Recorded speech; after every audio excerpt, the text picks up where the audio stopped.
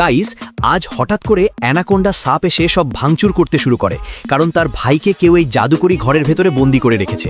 এই কথা অ্যানাকোন্ডা সাপ এসে গ্যারেনাকে জানায়। তখন গ্যারেনা রাইস্টারকে বলে, যে কোনো ক্যারেক্টার ব্যবহার করে অ্যানাকোন্ডা সাপের ভাইকে বাইরে বের করো, না হলে অ্যানাকোন্ডা সাপ পুরো ম্যাপ ধ্বংস করে দেবে। তো দেখি গাইস, শেষ পর্যন্ত কোন ক্যারেক্টার অ্যানাকোন্ডা সাপের ভাইকে বাইরে বের করতে পারবে।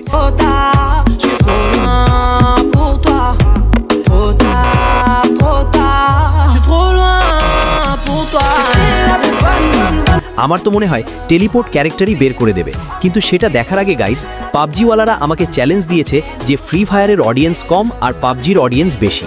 তো আপনাদের কিছুই করতে হবে না, ভিডিওতে লাইক দিন, চ্যানেলটা সাবস্ক্রাইব করুন, আর কমেন্টে ফ্রি ফায়ার পছন্দ করলে লাল হার্ট, পাবজি পছন্দ করলে কালো হার্ট। আজ আমরাও দেখি কার অডিয়েন্স বেশি, আর একদম শেষ মুহূর্তে অ্যানাকোন্ডা সাপের ভাইকে বাইরে বের করে আনা হয়।